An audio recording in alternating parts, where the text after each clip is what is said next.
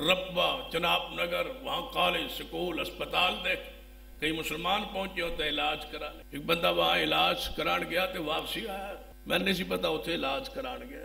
میں چلا گیا انہوں بیمار پوچھن واسطے.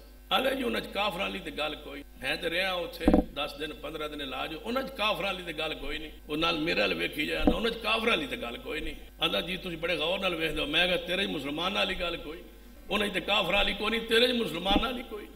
ظالمت تو ہجے علاج کروا کے ہجے بھی آنا. انہیں کافر والی گل کوئی نہیں. کیا اسپتال کے گیٹ کے اندر جناب نگر داخل ہوں دائیں پاسے عیسیٰ مرزے کی تصویر پگڑی سمیت نہیں لگی ہوئی. نیچے لکھا ہے حضرت مسیح موعود علیہ السلام. کافروں کو سینگ ہوتے ہیں. مرزے کے سامنے تصویر لگی ہوئی ہے. اسپتال کو دیکھ کے اندھے ہو تم. وہاں لکھا ہو مسیح علیہ السلام. کس کو؟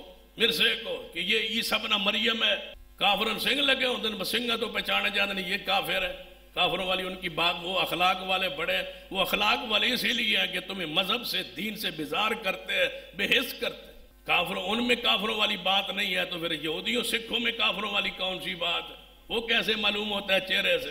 سکھاں دی داڑھی بھی پوری ہوندی ہے. ادھر کافر والی گل ہی بالکل کوئی نہیں ہونی. پھر تو ہندوؤں نے ویکھ لو داڑھی شیو کروا دیں تو تساں بھی شیو کروائی ہوئی. انہیں کافر والی کیڑی گل ہے؟ عقیدے سے پہچانا جاتا ہے. ان کا عقیدہ مرزے کو پڑھے. مرزا کہتا ہے میں اللہ ہوں، میں اللہ سے پیدا ہوا ہوں. لے آؤ کافر کو. کیا کس کو کافر کہتے ہیں؟ لکھا ہے اس کی کتاب میں. روحانی خزائن پڑھے. اپنے بارے کہتا ہے میں اللہ سے پیدا ہوا ہوں. پھر مجھے یقین ہو گیا کہ میں اللہ ہی ہوں. قل هو اللہ احد کا یہی معنی ہے. کہتا ہے جس حسین ابن علی کو تم مانتے ہو ایسے 100 حسین میری بغلوں میں رہتے ہیں. کہتا ہے میں کئی دفعہ خواب میں سیدہ فاطمہ کی گود میں سویا رہا. یہ لعین شخص کافر نہیں ہے تو اور کافر کون ہوتا ہے؟ کہتا ہے اس علی کو پیار کرتے ہو جو فوت ہو گیا کربا جناب کوفہ میں. مجھ سے کیوں نہیں پیار کرتے ہو جو زندہ علی موجود ہے قادیان میں؟ جس نے کہتا ہے جس نے پہلے سے بڑھ کر شان میں دیکھنا ہو محمد کو دیکھے قادیان میں. کہتا ہے وہ جو مکہ مدینہ ہے اس کی روحانیت تاثیر اب ختم ہو گئی ہے. قادیان میں آ کے دیکھو تمہیں نیا مکہ اور مدینے کے خوشبو آئے گی.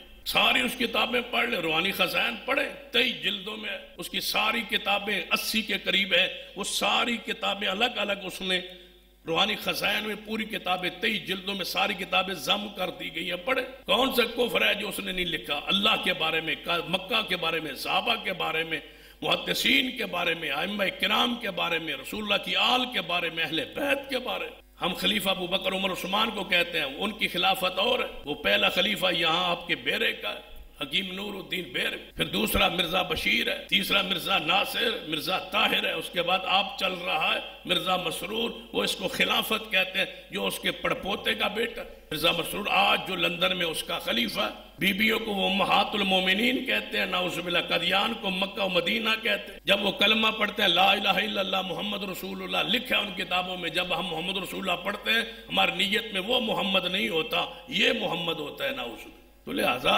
یہ دل و دماغ سے بات نکالیں کہ وہ کافر نہیں ہے جی، وہ اخلاق والے ہیں جی، وہاں رب پہ جائیں اور علاج کروائیں. حرام ہے جانا علاج کروا، نہیں ہے جائز. اپنی دکان سے سودا دینا بھی ان کو جائز نہیں ہے. وہ مر جائیں تو بیمار مرے ہوں یا بیمار ہوں، بیمار پرسی حرام ہے.